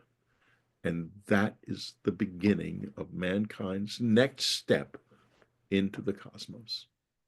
That And you've now read the book, right? You've got an audio version where you actually read the book. Oh yeah, I've got audio versions of yeah, I became my own publisher um because the publishers never, they were okay with me when I was selling a lot of books. But when that died down, their true feelings emerged. Contempt. And I can do it. I'm a good marketing guy, and I'm also love to make covers and stuff. And I love the feel of all of it, and the writing and the reading, and I love to be in the whole process. So yeah, I have audiobooks of Communion, Them, Jesus: A New Vision, uh, uh, Afterlife Revolution, and Fourth Mind. Wow. All of those are in audio and Audible. Beautiful. Okay, my last question is one that it has to do with, you probably have heard this idea. Brandon Fugel brings it up about Skinwalker Ranch, that when you go onto the ranch, make sure your mind is in the right mood or whatever. Otherwise, it's going to be a bad experience. In terms of your book, Communion, you were writing horror novels before that occurred. Do you think that had anything to do with your type of experience as opposed to Chris Bledsoe, who was a deacon in the Pentecostal church who didn't get the sort of the dramatic terror incident that you got? Do you think that your writing before Communion had anything to do with the type of experience you had? Well, first, I think if we see this through a religious lens, we're not going to really get very far. Second, they knew they could come to me as they were because I would I was fascinated by fear. I was entertained by fear. And they knew that, obviously. So it's a very interesting question, though. And I think that we have the challenge of trying to see this in a new way and not through the lenses that we have seen it through from time immemorial throughout all of our history. We always turn these people into gods and demons and whatnot. But when you take all of that away, what you find are very brilliant little people who are scared and often tired and kind of not very clean. And despite the fact that they are not human, they are deeply human in their hearts. And they've come to us many times over our history in different forms, in different ways. And each time we have pushed them away by making them into gods, and they've left and come back again. Now, maybe this is our last chance to see them and engage with them as they really are, so that they can actually interact with us. I think that there is an element of danger here. I do not think that they are necessarily all sweetness and light. Thank you, Nicole, for scaring Jesus out of me with your I just glanced at that. Oh my God. Anyway, that's cool. I see that's immediately my reaction. That's cool. I'm still entertained by fear. I saw a scary as hell movie last night and enjoyed it thoroughly. It was called Sinners. And it's about some people who seem to be hillbilly musicians or blues singers and stuff in the Mississippi Delta in the 1930s, but they turn out to be vampires and everybody gets very upset. So maybe seeing this as it is going to be hard. Seeing it through the lens of glory and sentiment is going to be easy, but it's not going to be true. We need to see it as it is. And also we will see ourselves as we are at the same time. Yeah. Almost like the participatory universe that John Wheeler talked about. It's a participatory universe that we are part of the mystery that we're engaging, that we reflect different things, and they're picking us for whatever talents we have or ideas we have to get the idea out and raise the consciousness through this communion. Yeah. something like that, Yeah. because we have to interact with them as close to what they are as we can, and to see what they really are. There's a chance maybe that we could have a relationship that worked and was productive. And I mean, there's a reason that all these years that they've been coming here and we've been seeing them as gods, that we're still sitting here, not off the planet. Not, we haven't passed the test. Yeah. And Or evil aliens. Now the big thing is evil aliens, that they're the new well, threat. they ain't pretty, and they're not very nice. They're not, I would definitely not like to be a diplomat on their planet. Um, and if they have a planet. And yeah, there's the evil alien thing, the demons, and then there's the gods and all of that stuff. That's all in us. Yeah. All inside us. Yeah. As I said before, I do think that they can be quite dangerous. I don't think there's any question of that. I think we've got to really going to have to work to hold our own, but I think we can. Beautiful. Okay, Desta, are you there? Desta is one of you had Anne. I've got Desta. She's behind me. She doesn't really stick out. She's written now. I think she said she couldn't write a book. Now she's like talking about 17 books coming. She's one of the few people I know that, you have all these collections of books that you follow just have and you don't read any of them. She's read them all. So Desta is supposed to be watching the questions. Desta, you want to get on here and ask a couple of questions that people are putting out? Desta. Have I put her to sleep? No, I think she wants to stay in the background, but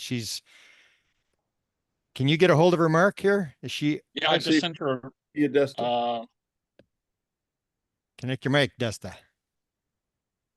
I Sometime just you'll sent, have to have I just Desta sent on her a your show. message. She's absolutely brilliant. She's, Yeah. Yeah, she's definitely one of the people. We had her on the our last meeting, and she was spectacular and well received, and lots of great comments on her appearance. Oh, wonderful. Hello? there she is. There you There are. she Good. is.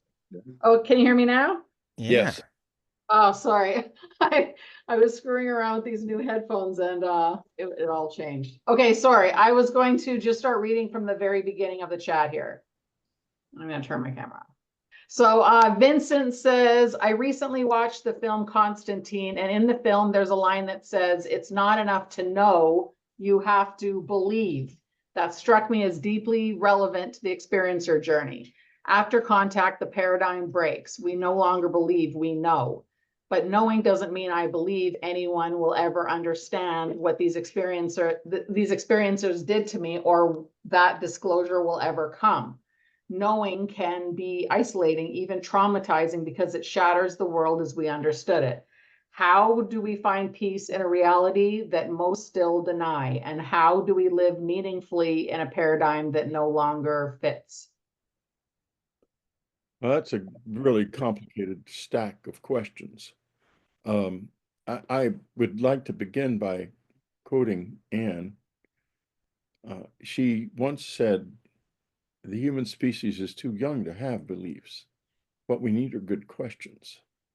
And I think that really speaks to this question, because how do we find the questions instead of believing anything? How do we step way back from this and say, well, maybe they're not what they seem. Maybe we're not what we seem. Maybe it's all different. And how do we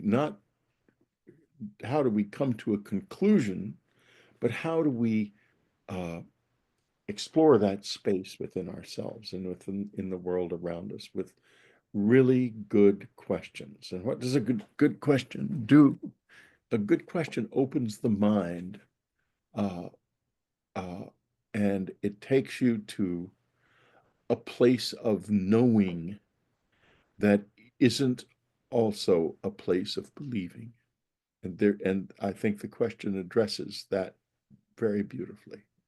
And I think that I don't want to go any more down that path, because I think I have I have approached the question as clearly and meaningful as I can by not answering it directly. Perfect.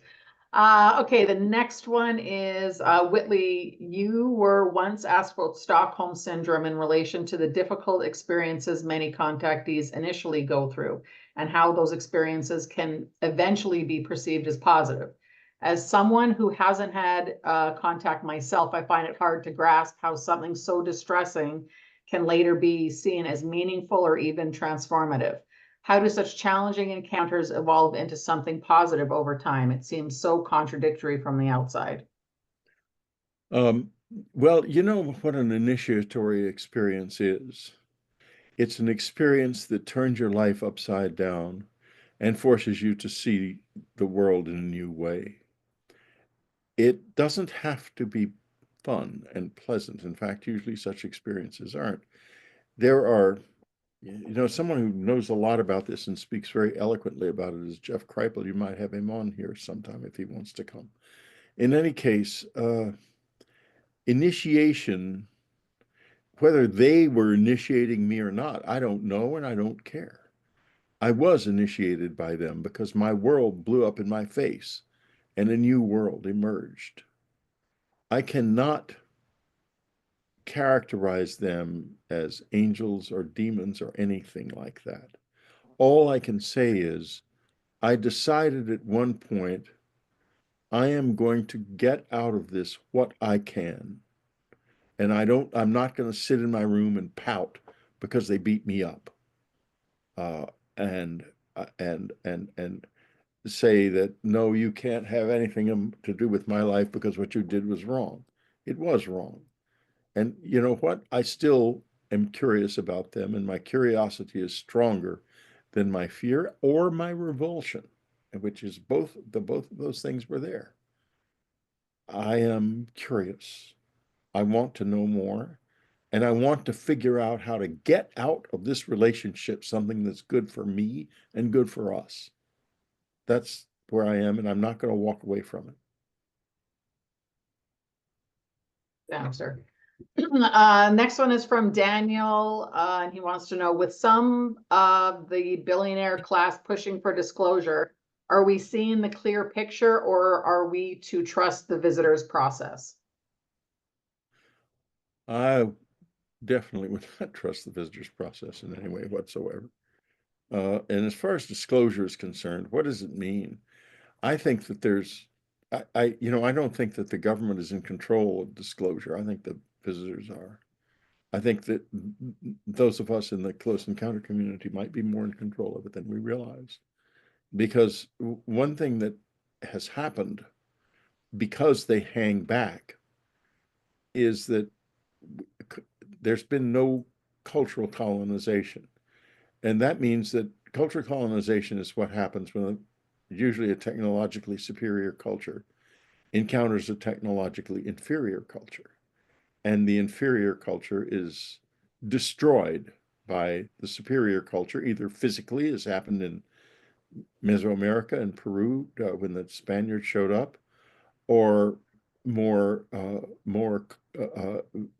deeper in a deeper way when the U.S. Air Force showed up on New Guinea and people started seeing airplanes land and all kinds of wonderful things coming out of them.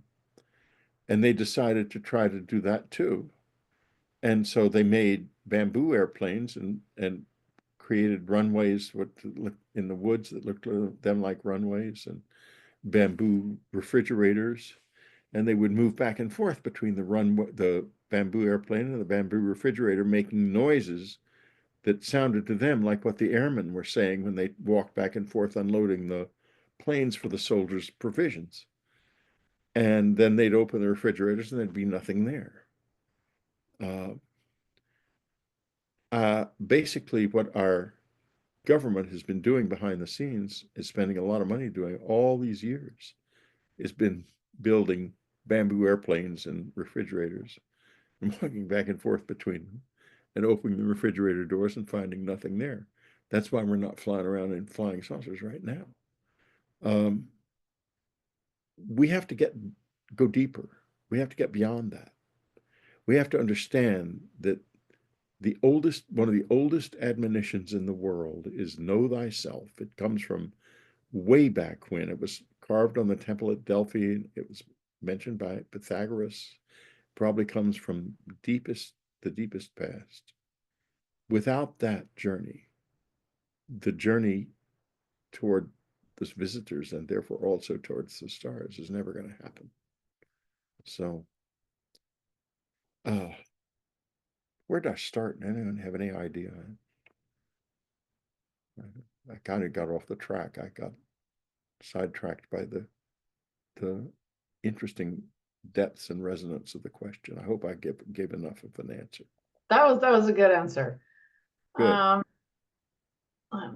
The next one I think is ours. Do you believe that the visitors exist in a parallel dimension, or are they native to a different aspect of our shared reality, as in behind the veil, or like where do you think they actually are literally coming from?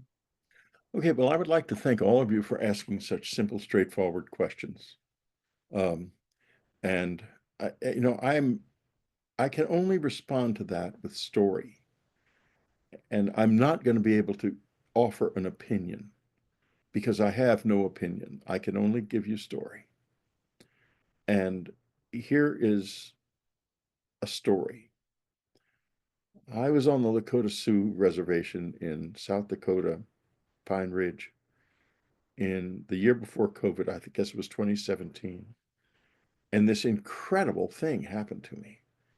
Over 3 days, every time I closed my eyes, I saw another version of the world all around me, just almost as clear as if my eyes were open. It was amazing and absolutely, completely detailed in every way, and not this world. It was like if you can imagine what the world would have been like in the Ice Age before the ice had melted, when it was still cold, like the little streams on the reservation were wide brooks, and the reservation has a highway built by the Bureau of Indian Affairs that's built up. But in the other level of the other world, it's still just a wagon track. And the result was, when my eyes were closed in a car and we were going down the wagon track, when the wagon track headed off down the hill, it felt like the car was flying, and it was so convincing that I would lose my stomach. That feeling of going up real fast would happen. And that was no hallucination, it was not in my head. There was something coming into my head from outside. And another thing happened there that was really weird. And that is that I was looking down I was at the Wounded Knee Memorial, and I was looking down over the graves of the people who were murdered, and I was giving a prayer for them, and thinking how I would like to, in some way, offer some sort of help or comfort. And this man kept walking up to me and standing there and then walking back and walking up. And finally he said, "Mr. Strieber, when I stand beside you, I can see down into the graves. I can see the bones. But when I step back, it's just the ground." And I thought, how weird, because I'm just seeing the ground. I'm not, apparently it's whatever's happening to me is catching. Then I was at a Sundance, which is a beautiful, extraordinary, and one of the greatest experiences I've ever had in my life. I don't want to talk about it too much because they're private family affairs, the real ones. And I was privileged to be able to be there. A UFO showed up over the Sundance that the chiefs were saying, "Oh, it's a FBI drone," but it started to shoot out these lights, and they shut up because obviously it's not an FBI drone. And then somebody said, "Well, it's Whitley's people."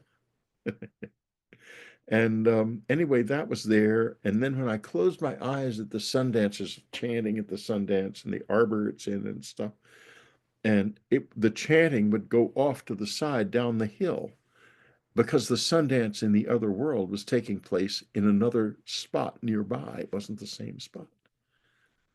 It was just astonishing, the whole thing. And I got into this. I did research into it, and it turns out that and this research is all detailed in A New World, my book, A New World, and it comes down to that there's a lot of solid physics, not necessarily for parallel universes, but for the idea that there could be a mirror universe. There almost has to be, apparently. So I think it's a real place. Now, fast forward a few weeks, and of course I come back here and I want to get into it again. I'm after this. I'm on this. And I'm found out I go down to the bluff here in Santa Monica and sit in the sun and I can see it clearly. And I've been doing this now for years, and it's just a lovely experience. But there was a problem. The problem is this. I woke up one morning and I was suddenly riding a bicycle down a road in another world, physically. And it was not my bicycle. And I was in this mirror universe. And that went on, and I tried a number of times to get into it, both here and in Texas, where the old family home, there's a lot of stuff like that can go on. And there was resistance to me. I was not wanted. And I have a tendency to try her even harder. If I'm told you don't belong here, I have a tendency to try harder to get there. And the next thing I knew, I got into trouble with them, and I ended up partially blind in my right eye. And they confronted me, and it wasn't a pleasant experience. I'm not going to get into it too deeply, but I do think there's a parallel, at least one parallel universe, and that somebody comes out of it sometimes if you get them pissed off enough. And there were also non-human beings in it. It was both human and non-human beings living together, as far as I could tell. I do not see people in it much. When I see it here, it's always an empty place. It's pretty much the same place every time, and I rarely see individuals. I've seen some buildings, and there are some buildings I see, but I don't see people.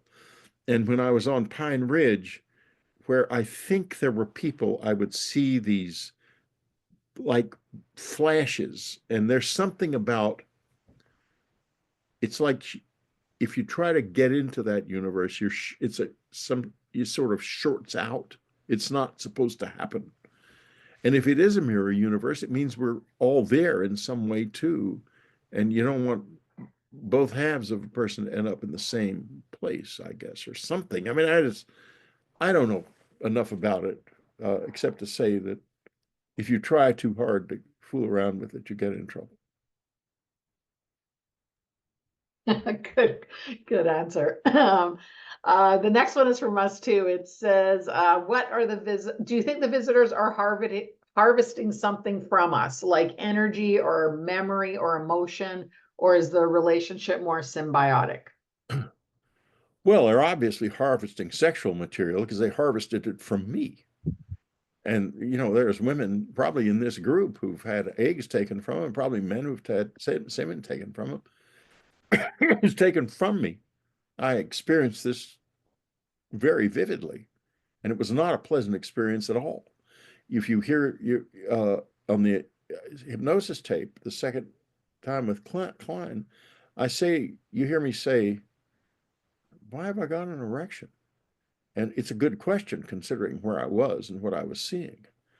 And it turned out that they had put something in my rectum that caused the nerves that are involved in that to turn on, and they took this from my body.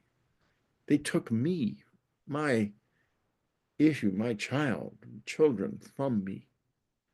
And they did that to lots of people through the 60s, 70s, 80s, and 90s, and into the early 2000s. What did that mean? Where are the children? Are there children? You know, someone's got a lot to answer for. I'll tell you why I say that. It's for two reasons. First of all, they should not have done that without asking us and then telling us what they were doing. Maybe they couldn't. Maybe they don't know how to do that. I don't know. And second, I know the government knew a lot about this then, because while I was working on communion, word apparently got around from Stanton Friedman, whom I was asking for help for research.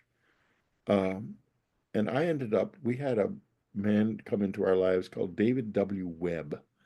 And if you go into Wikipedia to David W. Webb, don't do David Webb, you'll get someone different.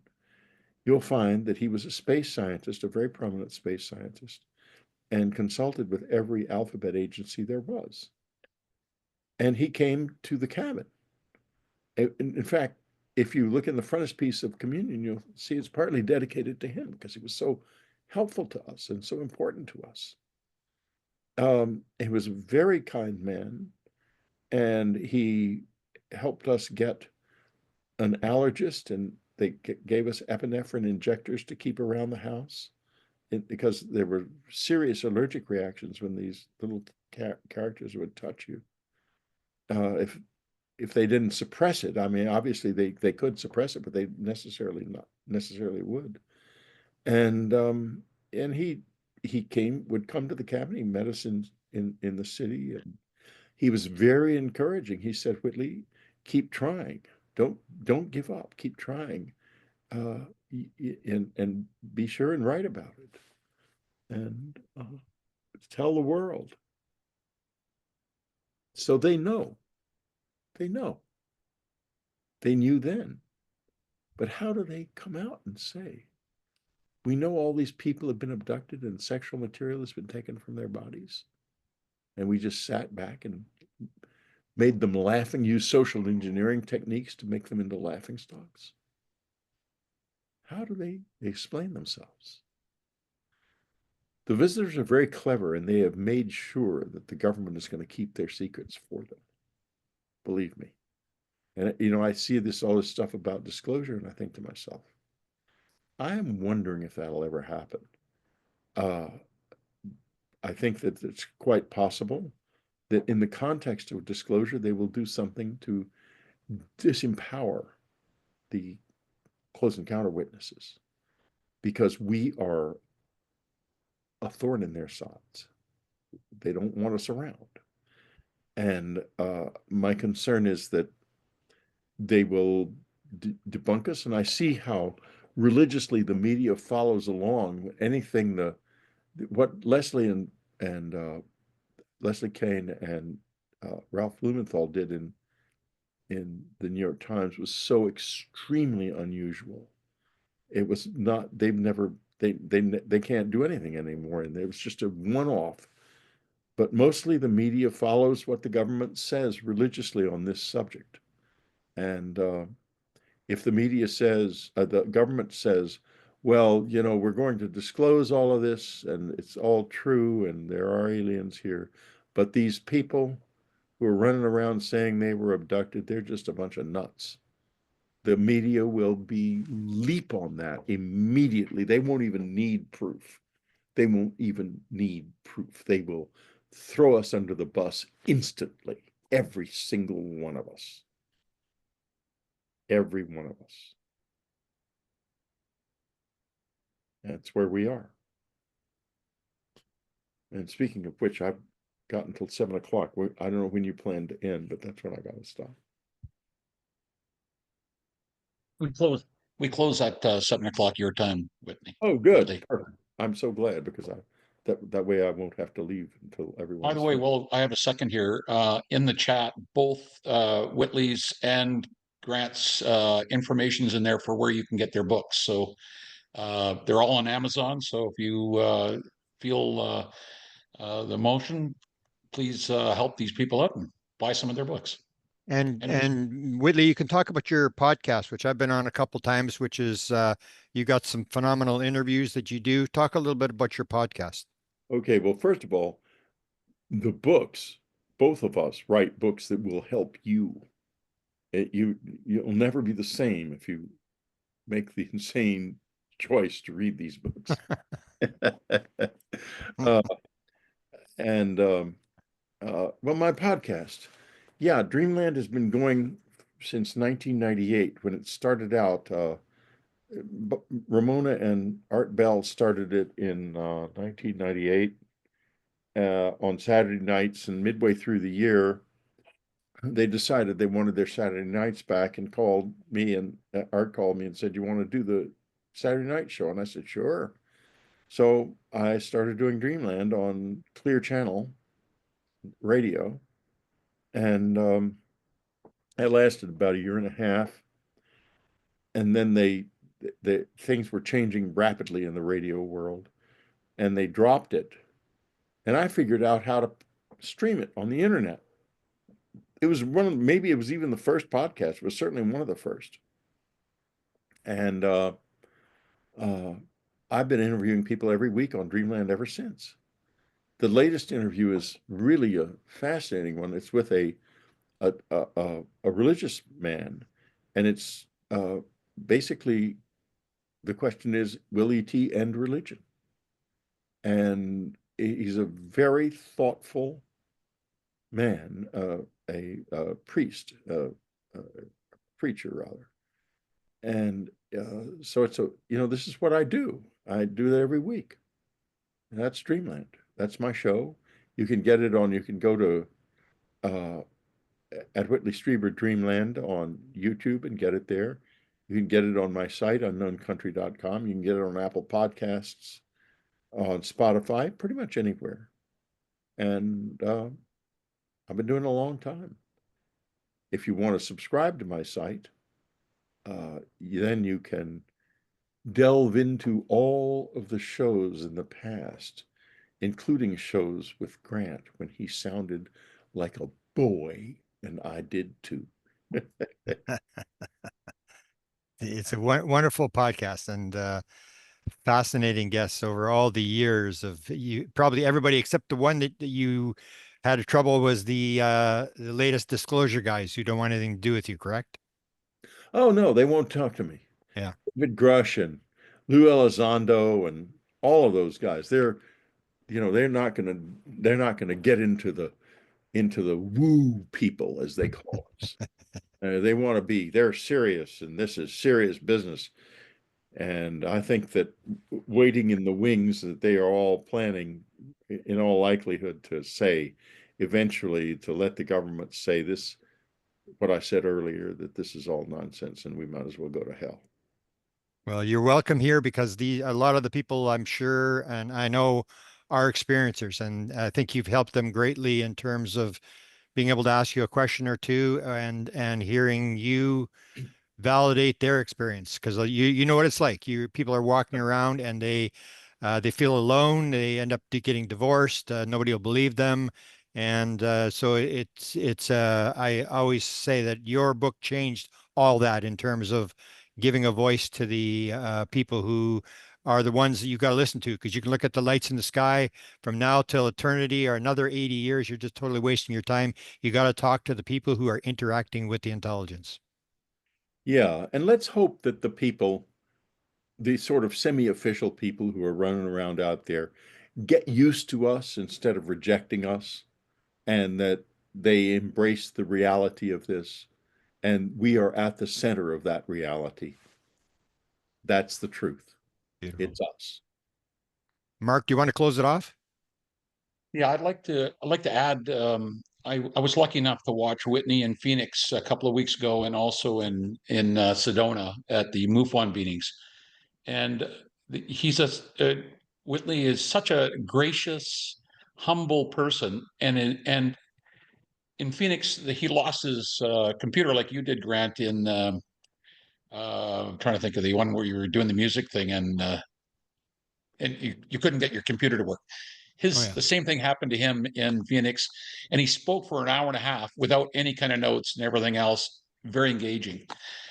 We're incredibly lucky to have both of you come here tonight and share some time with us. We know how valuable this is. This group started, Grant, as a healing group, and it's grown into much more. It's a learning group now. And these kind of guests and with people like you, Grant, still associated with us, we're very lucky to have both of you. And all I can say is thank you. And I know everyone in this. We actually had 100 people in our drawers today, which has never happened before for a single meeting. I'm sure it'll be many watches on the YouTube. So, but anyways, I'm just so thankful, and I want to say to Whitley that I can pronounce your name again, and I'm going to be able Good. to. I'm going to be able to talk more. That I spent 2 hours with him in the car coming back from Sedona, and it was just a treasure of mine from that moment on. And Grant, thank you again for coming in and being our guest interviewer tonight. I know Well, Whitley has probably enjoyed that as well. Yeah, thanks I for the sure have. opportunity. I love both of you guys, and I think being interviewed by Grant is a great pleasure. Beautiful. So thank you.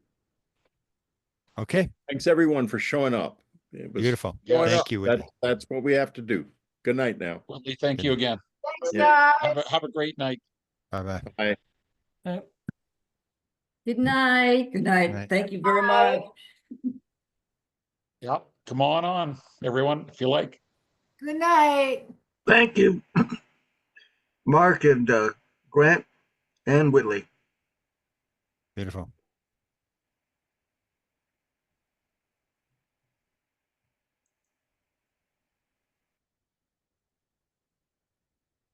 And Grant, I just sent you a message. I came late, unfortunately.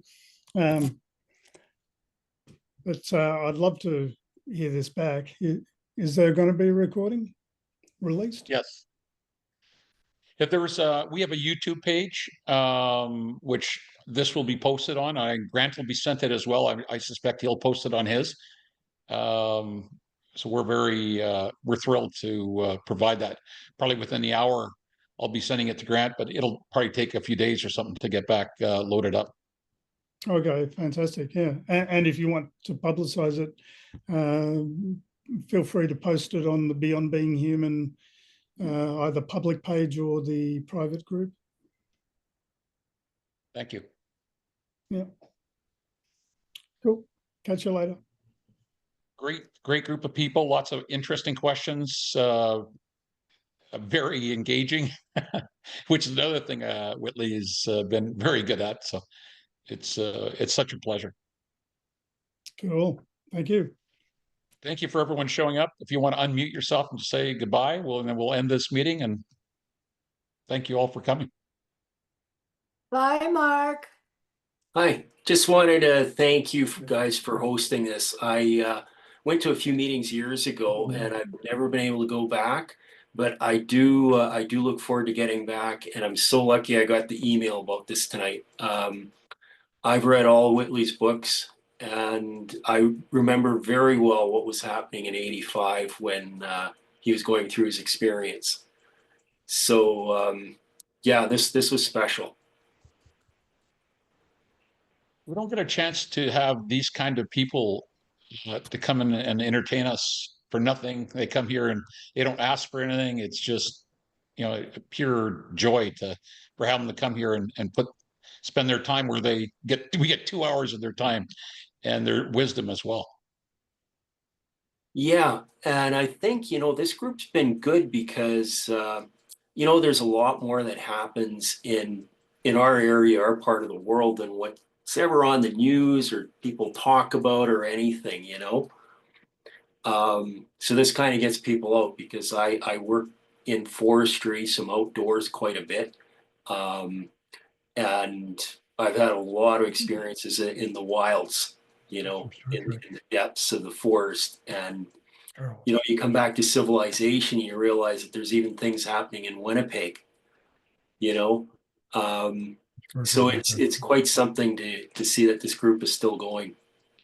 I also would appreciate people that rate the show when you get some kind of a notice to rate if you're on our meetup page. So it helps us. We got a very good rating. We got a 4.5 out of 5 rating and that's very good for I think 700 ratings. What is the URL for your group? I'm not aware of it. The which? Your group. It's a meetup page, and it's Winnipeg UFO experiencers and researchers group. Right, And you could okay. register if you want to get. I'm not sure if you're on our list or not. You could register there and put your name in, and we give you notifications of meetings. Great. Yeah. I don't do meetup very much, but yeah, I know a lot's going on here too. Yeah. Cool. And to mention, if I may, Beyond Being Humans, beyondbeinghuman.org, if you want to check that out.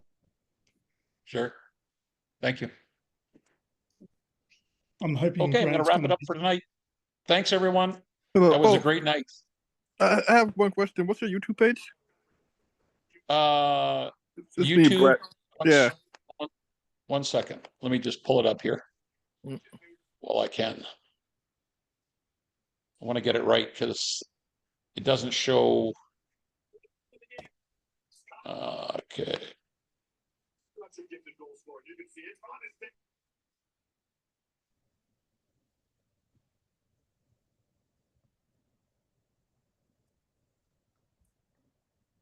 Okay, it's called Winnipeg Researchers and Experiencers, and that's on YouTube. Okay, thank you. And there are some great interviews there. Desta's last week is up. That she was good. Chris Bledsoe was a really good one. There's so many good ones. I mean, I shouldn't just limit it to just that. There's just so many good interviews there that are good people that we've had in the interview. Anyways, have a good night, everyone. Hey, good night. Night. Good night, Mark. Thank you. Bye, Thank Paul. you, Mark. Yes, great to see you, Lit.